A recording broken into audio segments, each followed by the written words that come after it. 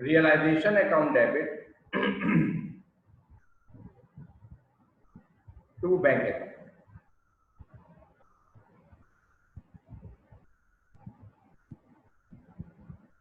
मैं आपको रूल बता रहा हूं बेटा रियलाइजेशन एक्सपेंसेस का। अभी मैं कोई प्रॉब्लम नहीं ले रहा हूं, पहले मैं आपको रियलाइजेशन एक्सपेंसेस का रूल बता दूं, उसके बाद मैं आपसे बात करूंगा प्रॉब्लम्स के बारे में बेटा, क्योंकि ये चीज अटकेगी इन क्वेश्चंस में जो मैंने दिया आपको।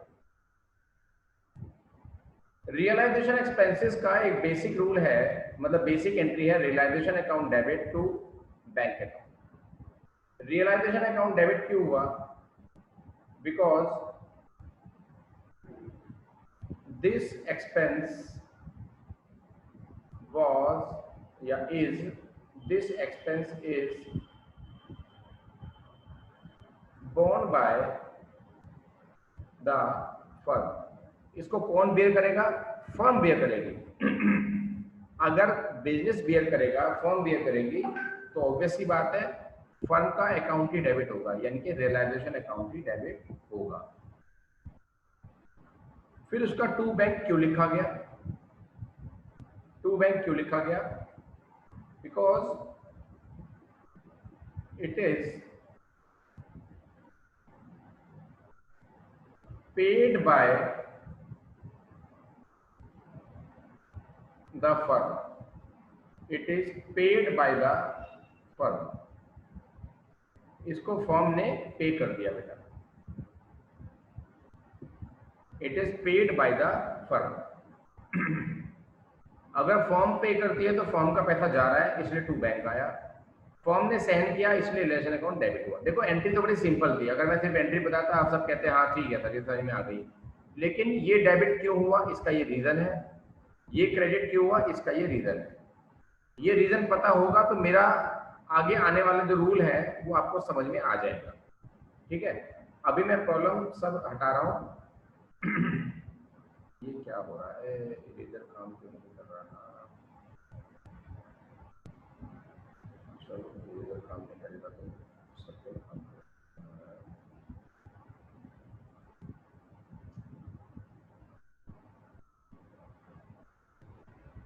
ठीक है।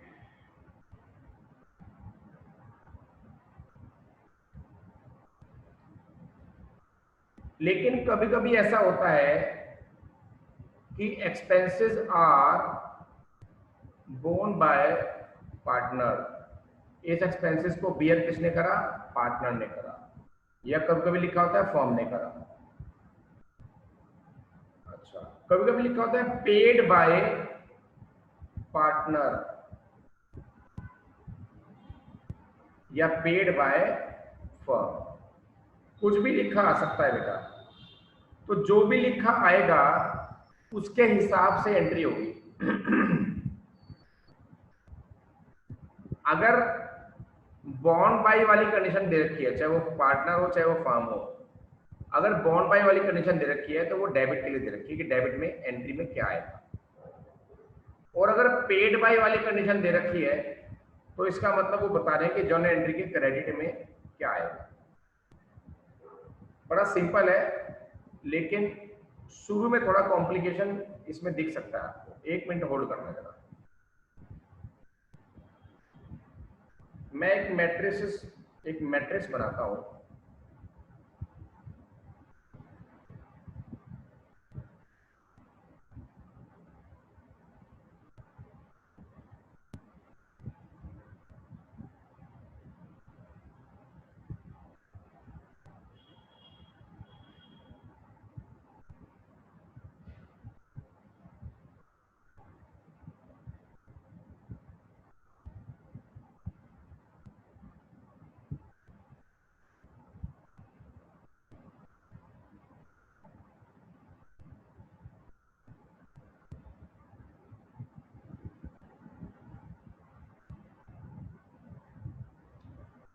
ये है जी कंडीशन।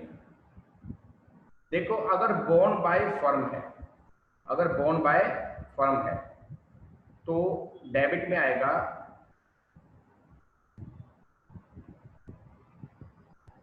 Realisation account debit.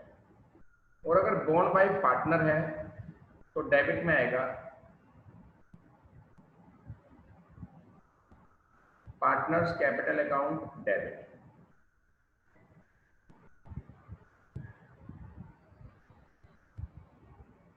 अब बात आ रही है पेड की, कि पे किसने किया। अगर पेड बाय फर्म है तो टू बैंक या कैश आता है।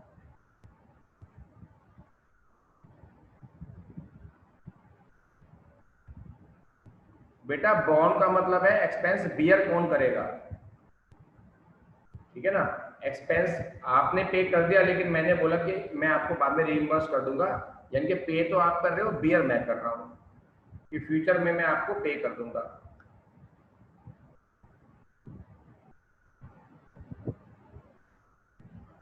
तो बॉन्ड बाई का मतलब है एक्चुअल में सहन कौन करेगा, और पेड बाई का मतलब है फिलहाल पे कौन कर रहा है, ठीक है ना। अच्छा जी, पेड बाई पार्टनर अगर आ जाए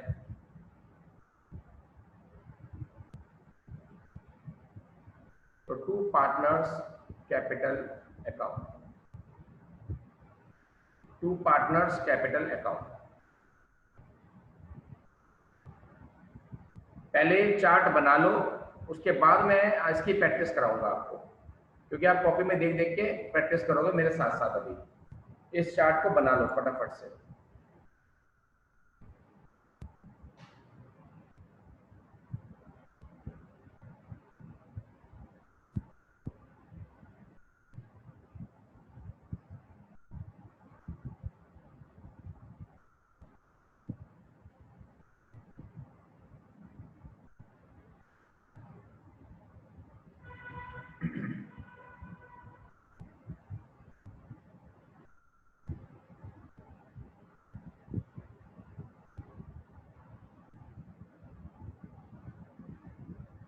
हाँ जी देव बोलो। सर एक चार्ट बना के व्हाट्सएप पे भेज दो जिसमें सारे फंड या और रिजर्व का ट्रीटमेंट हो, मतलब वो कहाँ जाएंगे कहाँ नहीं। फिर सर ढूंढना नहीं पड़ने का, फिर वो मतलब अलग अलग जगह नहीं जाना पड़ेगा। समझा नहीं मैं क्या बोल रहा हूँ। सर एक चार्ट में मतलब जैसे सारे रिजर्व और वो फंड के नाम और उनका ट्रीटमेंट कहाँ कहाँ जाएंगे। ये सब लिखवा रखा मैंने, सब कुछ तो सर लिखवा है चैप्टर वाइज। सर एक चार्ट बना के भेज देते।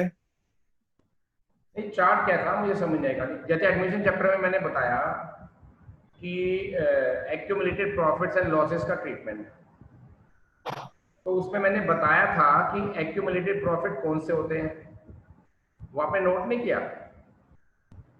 नहीं सर वो कर लेता वो तो। तो उसमें है तो सही, ठीक है सर। समझ आएगा नहीं मतलब सारे हर सेक्टर का चार्ट इकट्ठा मैं कैसे बना दूं आपको, मतलब क्या चाहिए ये बताओ ना। जो मैंने नहीं लिखवा रखा, जो मैंने लिखवा रखा है उसका चार्ट बनाओ, बनाने में दिक्कत आ रही मेरे को बात करो। मैं कैसे चार्ट बनाऊं बेटा, और हर चैप्टर का चार्ट कैसे बनाऊं मैं, आप मेरे को होमवर्क कैसे देते, मेरे को दिक्कत आ जाएगी। सिमर हैंड रेस, सिमर रेज है, हाँ आ गई ये जी, बोलो। सर क्या कहा मैंने? अरे तुम कह रहे हो ना कि हाँ चार्ट बनवा दो। सर मतलब उसका मतलब ठीक है कि सारे रूल्स ना एक साथ ही हो जाएंगे, कैसे क्योंकि हो, सर जैसे मैंने एडमिशन में लिखवा रखा है रिजर्व के टाइप। होता क्या है, गुडविल अ, हमने पार्टनर्स अकाउंट में वहां ली थी, पर यहाँ पे हम गुडविल रियलाइजेशन में ही ले लेते हैं। हाँ ठीक है, तो सर हम ये कह रहे, मतलब उसकी बात सही थी कि आप एक साथ या आप या कैसे भी कि एक बच्चा कर लिया, फोटो स्टेट करवा दो कुछ भी, कि वो सारे एक ही साथ हो जाएं, कि मेन मेन बेसिक पॉइंट्स, चाहे छोटा छोटा ही लिखा हो पॉइंट्स बना के। ये जैसे दो तीन चैप्टर जैसे कंफ्यूजिंग से हैं, एडमिशन, रिटायरमेंट और डिसोल्यूशन की रूल्स हम एक ही साथ कॉपी कर लें, तो जब हम क्वेश्चंस करेंगे तो हमें दिक्कत नहीं आएगी। मुझे तो ये समझ आएगा नहीं कौन सा रूल चाहिए आपको अलग से। सर सारी रूल्स हैं, जैसे तो फिर मैं लिखवा क्यों रहा हूँ ये, मुझे समझ आएगा नहीं, मैं लिखवा अरे क्यों रहा हूँ सर आपको। सर हमारे उसका कहने का मतलब था कि जैसे हम मैथ्स में एक जगह फॉर्मूलाज नोट कर लेते हैं ना सारे, हाँ, उससे क्या होता है कि हमें क्विक रिवीजन कर लेते हैं एग्जाम से पहले भी, और वैसे भी ठीक तो अगर हमें तो रूल कोई भी। हाँ, रूल बुक में ये तो लिख रहे होंगे आप। सर रूल कॉपी, पूरी एक रूल कॉपी रिवाइज करनी मुश्किल होती है, पर अगर हम एक क्विक रिवीजन लेने बैठे, अगर हम एक पर्टिकुलर क्वेश्चन कर रहे हैं और उसके हम अटक जाएं कहीं, और फिर हमें रूल कॉपी में वो पर्टिकुलर ढूंढना पड़े, तो वो उस वे में कह रहा था कि एक चार्ट बना के दे दोगे तो हमारे लिए वो इजी हो जाएगा कि हम कहीं भी ढूंढ लेंगे और आखिरी टाइम पे अच्छे से रिवीजन कर लेंगे। और मुझे ये नहीं मालूम कि आपको अब किस किस एक एक रूल बताना था, किस किस रूल का चार्ट चाहिए, एक रूल बताओ। जैसे आप एक चीज बताओ, किस चीज का चार्ट चाहिए, जैसे एक बताओ मुझे। क्या ट्रीटमेंट और गुडविल का जैसे चार्ट सर चाहिए? मैंने भी, जैसे नहीं नहीं सर, ये तो जैसे मैंने एग्जाम्पल दिया आपको एक। एक बताओ तो सही, मैं एग्जांपल उसी एग्जांपल का बताऊंगा ना कि मैं मेरे को क्या काम करना है, मैं ये तो देखो ना। जैसे ट्रीटमेंट सर और बताया तो गुडविल ना, है। जैसे सर जैसे गुडविल है, इसमें हम गुडविल को, एसेट साइड वाली गुडविल को हम वहाँ एडमिशन या रिटायरमेंट में पार्टनर्स कैपिटल अकाउंट में डिस्ट्रीब्यूट करते हैं ओल्ड रेशियो में। हाँ, ठीक है, और लेकिन यहाँ सर हम रियलाइजेशन अकाउंट, सिर्फ और सर समझ सिर्फ नहीं आया मुझे। सिर्फ और सिर्फ डिसोल्यूशन में ही तो रूल अलग है, क्योंकि ये फर्म रिकॉन्स्टिट्यूशन नहीं हो रहा फर्म का, क्योंकि फर्म खत्म हो रही है। मतलब अगर हम लॉजिकल चलते हैं, मुझे तो अब गुडविल का तो इसमें कोई ट्रीटमेंट ही नहीं है डीजो में। गुडविल को तो एक फर्नीचर की तरह ट्रीट किया गया कि ट्रांसफर भी करो और पे भी कर दो। अच्छा, एडमिशन और रिटायरमेंट में क्या कन्फ्यूजन है ट्रीटमेंट और गुडविल का? आप डीजो एक तरफ रख दो पहले, इनमें कंफ्यूज होते हो सर एडमिशन एडमिशन रिटायरमेंट और में? रिटायरमेंट में हमें, सर हो जाते हैं, सर हो जाते हैं कभी कभी। जो अभी स्कूल में एमसीक्यू भी आए ना, उसमें भी हम बहुत कंफ्यूज हुए थे। नहीं नहीं, कंफ्यूजन का क्या रीजन था कि आपके पास रूल नहीं थे? सर नहीं, रूल्स भी थे, लेकिन एडमिशन और रिटायरमेंट के जब मिक्स आते हैं तो हम कंफ्यूज हो रहे हैं, या लैंग्वेज ऐसी है उसकी। सर जो मैंने आपसे भी पूछा उसका आंसर भी डी ही था, और सारे बच्चों ने भी डी ही कर रखा था, पर पता नहीं सर वो कैसे था फिर। मुझे तो पता नहीं भैया। अगर मैंने सर डेथ हमें भी नहीं बताया पता है, ना। डेथ में मैंने बताया था कि अगर प्रॉफिट आता है, जो पार्टनर मर गया उसका प्रॉफिट कैसे डिवाइड होगा अगर रेशियो चेंज हो जाए, ये तो पूछा था उसमें। सर पता नहीं, मुझे तो तो क्वेश्चन समझ नहीं आया था, इसीलिए ही हमें कंफ्यूजन हुई थी। पार्थी को भी हुई थी और हनिका को भी हुई थी, इसलिए हमने आपसे पूछ लिया, और स्कूल वालों ने अलग ही आंसर बता दिया। वो तो चलो, उसका तो कोई इलाज नहीं है, वो चीज चार्ट पे डिपेंड नहीं है बिल्कुल भी। क्योंकि मुझे पता चले मैं काम कर लूंगा, मुझे कोई दिक्कत नहीं, मुझे बताओ कि किस चीज पे काम करना है, क्योंकि मुझे अभी तक मालूम नहीं सर हो मैं कि आप आपको बता क्या रहे हो। अगर रूल कॉपी, सर मैं आपको हाँ, छोटा सा एग्जाम्पल बना के भेज दूंगी।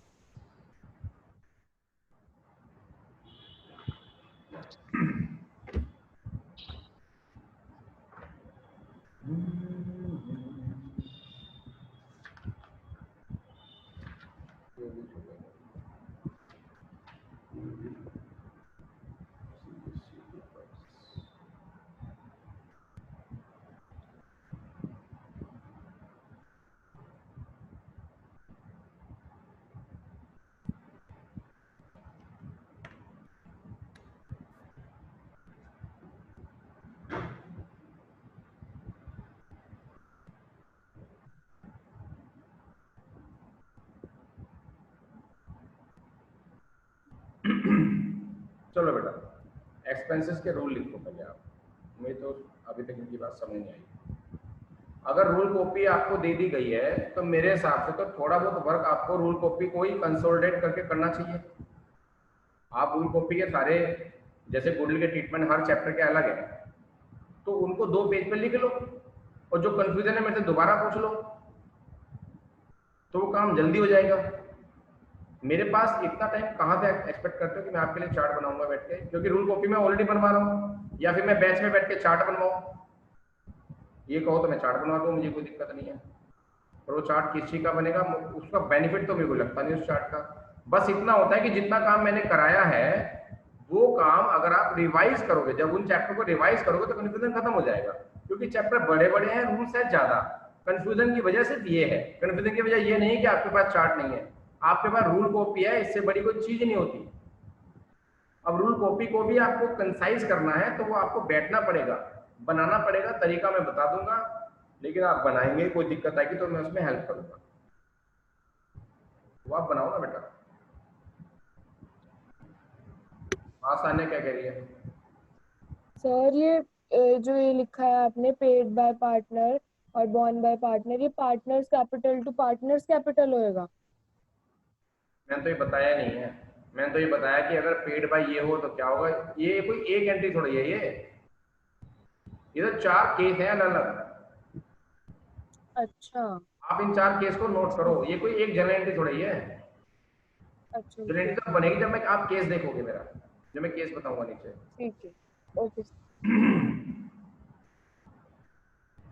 Case 1, realisation expenses. हर एक में हम 1000 रुपये मान, चलो लिख देता हूं मैं। रियलाइजेशन 1000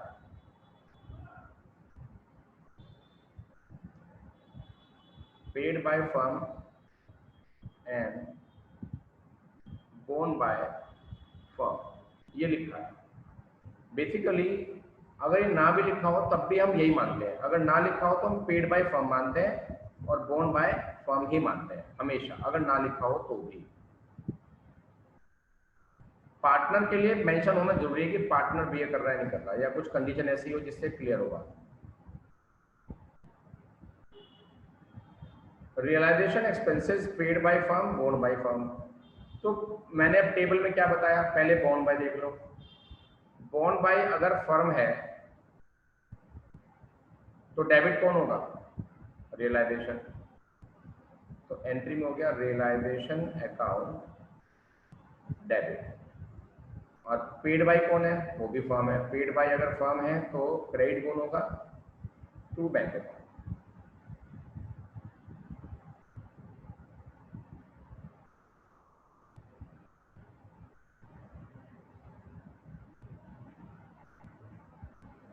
टू बैंक या कैश अकाउंट।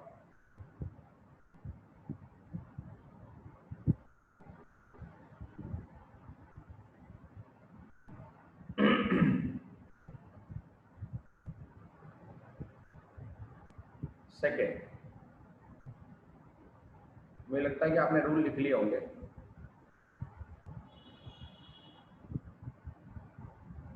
देव आप कॉल क्यों कर रहे थे मुझे कल इतनी सारी? हैंड रेस करो।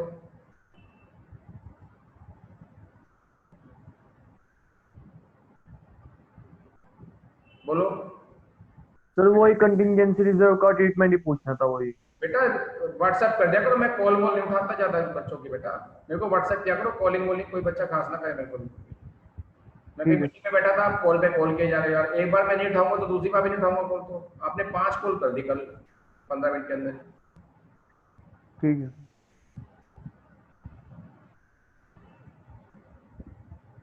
रियलाइजेशन एक्सपेंसेस, एक बच्चे ने व्हाट्सएप पे सेम क्वेश्चन पूछा, मैंने उसका एकदम रिप्लाई कर दिया, उसने ओके बोल दिया, थैंक यू। मैंने contingency reserve equal to reserve which is treated just like general reserve. और ये जनरल रिजर्व का ही दूसरा नाम है, ये समझ लो आप। बस काम खत्म हो गया उसका 1 सेकंड के अंदर। कंफ्यूजन तो हमेशा रहेंगे। आप ये सोचो कि फ्यूचर में आने वाले सारे कंफ्यूजन आपके एक ही चार्ट में खत्म हो जाएंगे। It is not possible. सारे कंफ्यूजन खत्म कब होते हैं? जब हम 3 बार रिवीजन कर लेते हैं पूरे कोर्स का। अभी आप पहली बार भी ढंग से नहीं कर रहे हो, और जब 3 बार के रिवीजन की बात आप अभी से चाहते हो कि अभी से आपका हो जाए सारा काम, वो पॉसिबल बिल्कुल भी नहीं है। आप साथ के साथ रिवीजन स्टार्ट कर दो पहले चैप्टर से, जहां से आपने किया है, आपका काम आसान हो जाएगा। रियलाइजेशन एक्सपेंसेस बेटा पेड बाय फर्म और बोर्न बाय पार्टनर है, वही 1000 रुपया। तो पहले बोर्न बाय को देखना है बेटा। बोर्न बाय पार्टनर लिखा है तो डेबिट में कौन आएगा? Partner. Partners capital account debit. Partner का बेसिकली वहां पे नाम भी होगा, फिलहाल मैं रूल के लिए लिख पा रहा हूं तो मैंने खाली पार्टनर वर्ड यूज कर लिया और रूल कर लिया।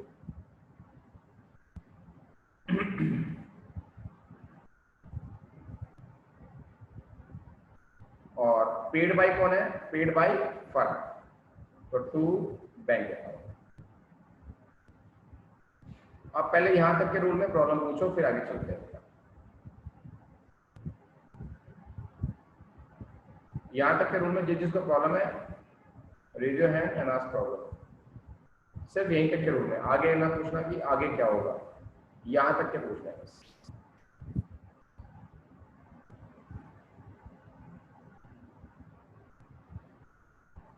ठीक है, रियलाइजेशन एक्सपेंसेस 1000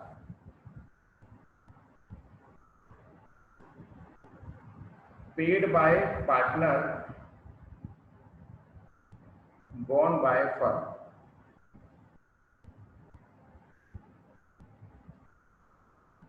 तो बॉर्न बाय फर्म है, तो पहले बॉर्न बाय देखते हैं क्योंकि डेबिट हमें पहले लिखना होता है। 1000 पेड बाय फर्म तो है नहीं, तो बैंक आएगा, टू पार्टनर आएगा।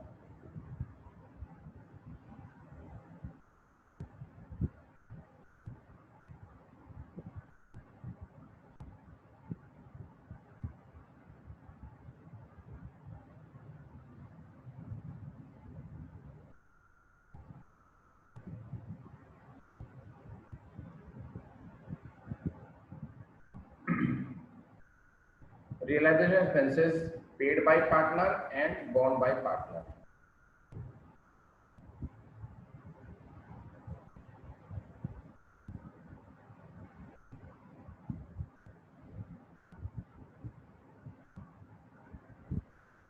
इस केस में क्योंकि आप अगर करने लगो तो पार्टनर डेबिट टू पार्टनर बैठेगा, तो ये तो कोई एंट्री होती नहीं, इसलिए इस केस में हमारी कोई भी एंट्री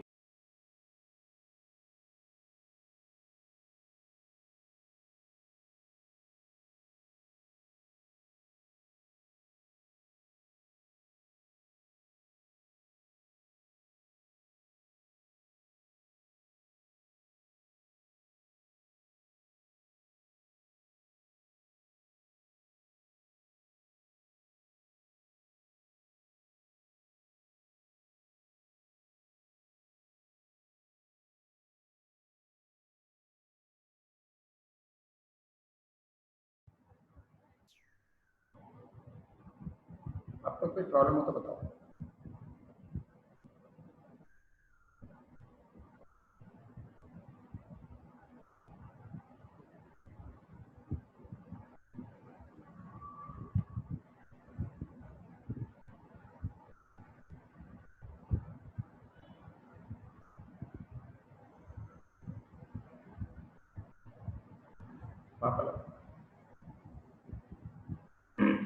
सर ये लास्ट वाली फिर से बता दीजिए, आपकी वॉइस लैग हो रही थी।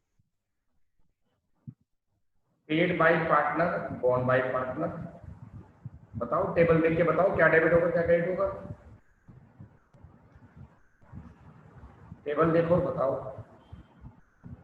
डेबिट में एक पार्टनर रहेगा, क्रेडिट में एक पार्टनर रहेगा। ऐसी कोई एंट्री होती ही नहीं कि एक डेबिट और क्रेडिट में सेम चीज आ जाए, इसलिए इसकी नो एंट्री बनेगी बेटा।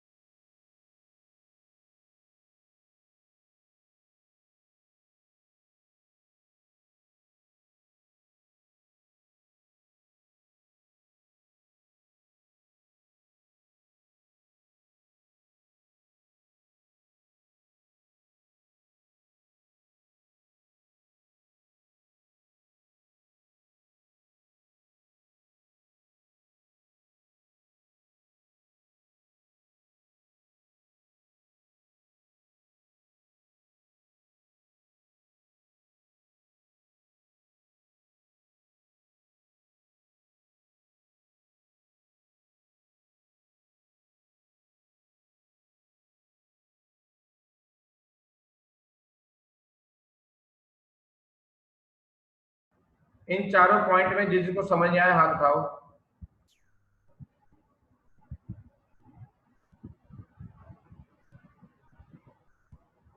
इन चारों पॉइंट में जिसको समझ में आया हाथ उठाओ।